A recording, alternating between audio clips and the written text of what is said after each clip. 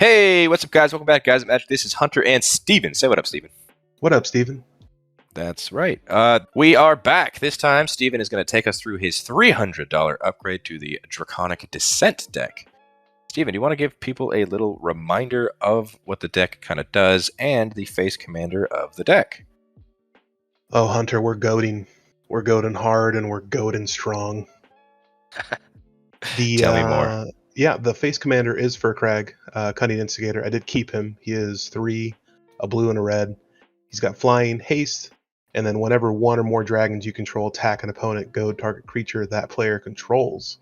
Whenever a creature deals combat damage to one of your opponents, if that creature had to attack this combat, you put a +1/+1 counter on Firkraag, and you draw a card. All right. So, let's jump straight into it. What are you adding into this deck to make it go better? I am pretty much going to go ahead and keep everything from the $100 list. I did get rid of one creature. We can go over that in the removals a little later. But pretty much on the screen now, you'll see everything that I did keep from the original $100 list. I'll let you guys go ahead and, pause, maybe read through them, see what's kind of cool and what you don't like or what you do like. But I do kind of want to go ahead and get into the cool new stuff that we added on this $300 list now that we got all this good big baller money. Yeah, so if you wanted to see what Steven why he chose to put all these cards and a brief description of all the cards, go back, look at the description, click on that $100 upgrade video, and take a look at that one. But this is Big Boy Edition, so tell me what you're adding. So I went ahead and took 2 Planeswalkers out on the last video, which were the 2 Planeswalkers that came in the Precon. I went ahead and put 1 Planeswalker back in this time. I went ahead and added Sarkhan Fireblood. It is 1 colorless and 2 red. This Planeswalker has +1. You may discard a card. If you do, draw a card. It has another +1. Add 2 mana in any combination of colors. Spend this mana only to cast dragon spells. And then its ult for -7, create 4 5/5 dragon creature tokens with flying. I really do like this card just because for 2 red and a colorless, there's really no downside, especially with the 2 pluses and even the ultimate. I really do like the fact, if I'm honest with you, you can kind of sift through your deck a little bit with the discard and the draw. But what I really like on this card is the 2 mana in any combination. So you're gaining value because you're adding to your Planeswalker, and you're only getting closer to those 4 5/5 red dragon creature tokens with flying. Yeah, it seems like a really good Planeswalker for dragons. Yeah. The artwork on this card's pretty cool too. You see little dragons flying behind them. I kind of like it. But I did add 3 new dragons. I went ahead and put in probably the card that I thought that was going to dip down in price a little bit, but she is holding strong. Ancient Copper Dragon. This is 4 colorless, 2 red. This card has flying. Whenever Ancient Copper Dragon deals combat damage to a player, roll a d20. You create a number of treasure tokens equal to the result. A lot of people might not like this because it's expensive and you can always roll a 1 or a 2 or a 3. But at the end of the day, you're getting 1, 2, or 3 treasures. And on the off chance you actually do roll a natural 20, Hunter, you do get 20 treasure tokens. That's pretty nuts. Yeah, it's insane. Which will only help us cast all these big baddies that we have in here. Another dragon I added was Balefire Dragon. This is 5 colorless and 2 red. Flying, whenever Balefire Dragon deals combat damage to a player, it deals that much damage to each creature that player controls. This is stupid. Jesus Christ. It's basically, if you give this card double strike, you're basically almost on Blasphemous Act territory for a single player, which I think was pretty cool. Yeah, it's pretty nuts. And then also, what's a dragon deck without Terror of the Peaks? Terror of the Peaks is 3 colorless and 2 red. Flying, spells your opponent's cast that target Terror of the Peaks costs an additional 3 life to cast. Whenever another creature enters the battlefield under your control, Terror of the Peaks deals damage equal to that creature's power to any target. Smack them in the face, smack a creature they got, get rid of a threat, get rid of something that's been bothering you. I love Terror of the Peaks, especially in this deck, just because we do have these big, powerful dragons that we're going to be throwing at people. Yeah, Terror of the Peaks before they added Ward. Nowadays it would say Flying Ward, pay 3 life. Yep. Very good dragon. Yeah, and to be honest with you, those were really the only cards I kind of added that were creatures or planeswalkers. I really like the ones that we kind of put in from the $100 list already, and I kind of like some of the cards that were in the deck already. So it was a small adjustment on the creatures. Perfect. So, besides creatures, what else are we adding in here? Hunter, what is a Magic the Gathering deck with blue in it without Rhystic Study? Okay, Ristic Study is a big boy card. It's a very Yes, good draw spell card. it is probably my favorite blue spell in Magic the Gathering. Rhystic Study, 2 colorless and a blue. Whenever an opponent casts a spell, you may draw a card unless that player plays one. Early on, this card is like unmatchable. Even late in the game, people are wanting to do big stuff with their mana, so they still won't pay. This really helps you out. This really helps you get cards in your hand. It's probably my favorite card in Magic, like I've said. Another blue spell that I did add was Irenicus's Vile Duplication. This is 3 colorless and a blue. It states create a token that's a copy of target creature you control, except that token has flying, and it isn't legendary if that creature is legendary. So I added this card because I was playing a game on Spell Table against a guy that was actually using Firkraag, and he copied Firkraag. And I think this card's really cool because basically not only do you get a copy of Firkraag, but now you get to goad 2 creatures when a dragon attacks. And now you're drawing 2 cards. And now you're adding 2+1/+1 counters. You can also copy other dragons. You don't have to copy Firkraag, but I just really like that little combo that guy was playing, so I kind of wanted to throw it in this deck too. So shout out to that guy. Can't remember his name, but if you're watching, thank you. Thank you to that guy. It's a very cool card. Really nice to get all those triggers twice. Yeah, and then I also added another really cool card, Fervor. It is 2 colorless and 2 red. Creatures you control have haste. So we already have anger in the deck, so we can get some haste that way. But in case we don't get to anger or we don't get to put that in our graveyard, I kind of wanted something else to make sure that we can get some cool stuff going on. So Fervor was a really cool addition. Another addition that I put in here that actually Hunter threw me on was called War's Toll. War's Toll is 3 colorless and a red. Whenever an opponent taps a land for mana, tap all lands that player controls. If a creature an opponent controls attacks, all creatures that opponent controls attack if able. This card's mean. Very mean. Definitely. I saw this card and I was like, ooh, why is this only 4 mana? That would suck. It's like, oh, I'm going to tap my lands down for, wait, now I got to tap all of them. Yeah, and this is honestly, like, I think that the value here is insane because not only is this card just 4 mana, but if an opponent taps 1 land, especially if they're playing blue, and you want to do something to have a really good turn and you're worried about a counter spell, this basically, unless they have like free counters, this is the perfect card for you. I also went ahead and added 2 artifacts to this deck. I went ahead and put Orb of the Dragon Kind in. It is 1 colorless, 1 red. You can pay 1, tap it, add 2 mana in any combination of colors. Spend this mana only to cast dragon spells or activate abilities of dragons. You can also pay 1 red, tap it, sacrifice Orb of Dragonkind, look at the top 7 cards of your library. You may reveal a dragon card from among them and put it into your hand. Put the rest on the bottom of the library in any order.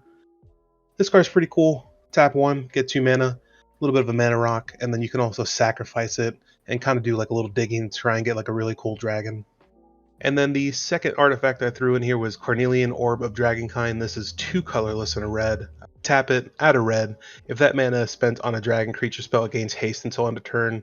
So yet just one other way to go ahead and not only have a mana rock to help us get these dragons out, but also give it haste to kind of get these abilities going. Yeah, man. These are 2 good mana rocks for your dragons. Believe it or not. They say Dragon Orb. Of course they would be. Are we adding any lands? Yes, Hunter, I did add some lands. I did add a funny land. You guys might have heard of it once or twice. Urza's Saga. Urza's Saga is basically a enchantment land. First part, Urza's Saga gains add a colorless. The second, Urza's Saga gains tap it, pay 2, create a 0/0 colorless construct artifact creature token with this creature gets +1/+1 for each artifact you control. And then obviously the third, that is everyone's favorite, search your library for an artifact card with mana cost 0 or 1, put it onto the battlefield, then shuffle. Obviously, everyone's going to probably be going to search for that Soul Ring, or if you're adding more money to this deck, a Mana Crypt. Either way, have some fun with it. And then the last card that I did add for a land was Storm Carved Coast. Enters the battlefield tapped unless you control 2 or more other lands. Pretty easy to find these lands, obviously, and then also it taps for a blue or a red. Very nice. All right. I like all those additions. Once again, go back to the description to see why he added all the ones from the $100 list. But just like the $100 list, it's time to say goodbye to some familiar faces. What are we removing from the deck? Hunter, I'm not going to lie to you, this doesn't get easier. $100 list, $300 list, it is very, very hard to get rid of cards. On the screen, we will go ahead and throw up all the cards from the original $100 list that we got rid of. Feel free to pause, look at them, go down to the description, click the video. You can watch, see why we got rid of them. But I kind of want to get into the new removals. What do we got? All right, from the original $100 list, I will be getting rid of 2 cards. So the first one that I added from the $100 list was Sword of the Animist. We do have some good artifacts in there now, so I went ahead and just got rid of this. And then I also got rid of Dragonborn Looter. Dragonborn Looter was 1 colorless and a blue. You can pay 1, tap it, draw a card, then discard a card. We got Ristic Study in here now, so we really don't need this anymore. Obviously, we want to be goading creatures, and we want to attack with Dragonborn Looter. So putting this in and tapping it basically kind of negates what we're trying to do with the deck. That makes sense, man. Yeah, it does.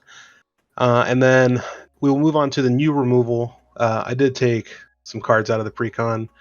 Might catch some slack from you guys for these, but at the end of the day, this is the deck that I wanted to play and the deck that I thought would be most fun. So we will start with some creatures that I removed. I removed Angler Turtle. It is 5 colorless, 2 blue. It has hexproof. Creatures your opponents control attack each combat if able. For 7 mana, this was a big baddie, and it's not even a dragon. Now, granted, I do understand that when a creature an opponent controls is forced to attack, we're getting that +1/+1, and we're drawing a card. I feel like with the War's Toll that we put in there, and a couple of the other goading things that we have, and even the Ristic Study and the other card draw, I think we'll be okay. So I went ahead and just took this out. I think with 7 mana, you can really do a lot. Speaking of heavy mana, Avatar of Slaughter. That is 6 colorless and 2 red. All creatures have double strike and attack each combat if able. Don't get me wrong. This card is sick. I love the ability. It's an 8/8. I think this is terrifying to have in a deck, because if you have nothing to defend yourself, this doesn't help you. This is basically saying, hey, hopefully you got enough goading going on and you throw this on the field and you can hurt somebody else. But at the end of the day, I didn't want to put this in. So for 8 mana, I'd like to do anything else. Yeah, that one's a little too risky. I mean, listen, don't get me wrong. In red, you risk it for the biscuit, but this isn't the kind of biscuit I want to eat. I went ahead and got rid of Death's Kiss. This was a tough one to get rid of, if I'm honest with you. I kind of struggled. This was probably the last creature I got rid of. It is 5 colorless and a red. Whenever creature an opponent controls attacks one of your opponents, double its power until end of turn. It does have Monstrosity for XX and red. And then whenever Death's Kiss becomes monstrous, goad up to X target creatures your opponents control. Yeah, so you're basically incentivizing your opponents to swing at each other, to double their power to really hit hard. And then the monstrosity here, it gets +1/+1, and then basically for each +1/+1 counter you put on it after it's monstrous, you can goad X target creatures. It's cool. It does what it needs to. It's better than Avatar of Slaughter, but at the end of the day, I went ahead and just took it out just to make room for some cooler dragons. Again, this is a beholder. It's not even a dragon. I got rid of Mocking Doppelganger. It is 3 colorless and a blue. Flash, you may have Mocking Doppelganger into the battlefield. It becomes a copy of a target creature that an opponent controls, and other creatures with the same name have to attack. So basically, you're making a copy of something on somebody's field, and that creature has to attack because it's basically the copy. I'm not a big fan of this. Maybe if you want to get rid of somebody's card draw engine, or if you're trying to get rid of somebody's mana producing engine, but whatever. It's a shapeshifter, but it's not even a changeling, so technically it's not a dragon. Got rid of it. Yeah, Got rid of. only golding just that one creature you copy is not enough. It's boring, dude. You want to go just one creature? Nah, man. I'm trying to kill Nah, the man. stars. I also got rid of Sly Instigator. It is 3 colorless and a blue. You can pay a blue, tap it until the next turn. Target creature an opponent controls can't be blocked. Goad that creature. This card's kind of cool. I see why it's in the deck. At the end of the day, not a dragon, and then it's a 2/4. I have to pay into it. I have to tap it, leaving my defenses down a little bit. So if that person does have more on the field and I have nothing else, they can still swing in at me. Got rid of Solemn Simulacrum. Sad robot. Doesn't do what I want it to do. I'll leave it there. I went ahead and got rid of Sprite Dragon. Blue-red, flying haste. Whenever you cast a non-creature spell, put a +1/+1 counter on Sprite Dragon. This is cool early on in the game. Put it down on the field, grow it, and then start swinging with it. There's cooler dragons. This guy's just a little tiny guy. He's a little sprite. And I want the big daddy dragons. I don't want the tiny guy. I don't want the little tiny guys. I want the big boys. And then another card I got rid of, the shittier Brash Taunter. I got rid of Stuffy Doll. 5 colorless mana, indestructible. When it enters the battlefield, choose a player. Whenever Stuffy Doll is dealt damage, it deals that much damage to the chosen player. You're not even... no. No. And those were all the creatures I got rid of. Yeah, like I said, I just wanted to make room for some big dragon daddies, and I wanted to do some more stuff. So I just got rid of these guys to make room for the other cool ones. A lot of them not even dragons. Yep, I think 2 of them were dragons. That's it. I did get rid of 1 artifact as well. I just got rid of Talisman of Creativity. It is 2 colorless. You can tap it to add a colorless, or you can tap it to add a blue or a red. Talisman of Creativity deals 1 damage to you. No, I don't want that. We added the 2 other artifacts, both of the orbs. So I didn't think we needed this, so I went and just chucked it. And then the last card I took out was an enchantment. It is Curse of Vibrosity. It is 2 colorless and a blue. Enchant player. Whenever enchanted player is attacked, you draw a card. Each opponent attacking that player does the same. I do like this card. You're incentivizing people to attack, and then when you're goading, you're basically getting that guaranteed card draw. Like I said, Ristic Study. I feel like that's really all you have to talk about.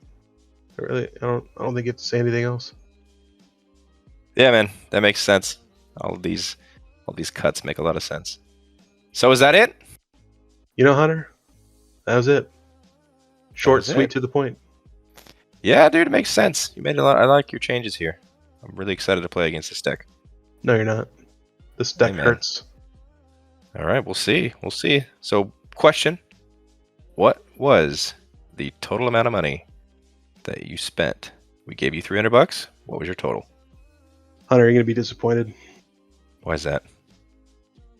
Well, Hunter, you gave me $300, and I spent $300 and 70 cents. 70 cents? You went over by 70 cents? It hurts to say, but I did. Oh. That's fine. That's perfect, dude. Sounds excellent. But yeah, that's it. Got anything else to say before we wrap this up? So, Hunter, I guess really the only thing I did want to add is after reading some of the comments on the last video, I know some people were upset about me taking Astral Dragon out of the deck. I get it. It makes 2 dragons of any permanent that's a non-creature on the field, and they make 3/3 dragons out of those. So you can basically have 2 3/3 dragon soul rings, and they have flying soul rings, which sounds sick. But it's 8 mana. Like if I have 8 mana to spend, I don't care about getting those soul rings. You're trying to get an Ancient Copper Dragon. Yeah, way better. I'm trying to make 20 treasure tokens. Makes sense to me. Yeah, it is a cool card. I just wanted everyone to know that it was a tough removal, but at the end of the day, it was still a removal I wanted to make. But that was pretty much the only thing I wanted to add to the video. And then if there's any other changes you guys think that you would have made or anything you would have put in, just let me know. Yeah, like Steven said, give him a comment. Let him know what you think about this deck. Did you like it? Hit that like button. Don't forget to subscribe to the channel if you haven't done so already. Also, while you're down in the description, taking a look at Steven's Moxfield list, because yes, that's right. The entire deck list is down in the description. And also, don't forget to follow us on our Instagram and Twitter. That is at GuysThatMagic. Follow along. We got a lot of stuff going up on there as well. And until the next video, hope you guys have a great rest of your day. Peace. Let me know if you want to play on Spell Table. Goodbye.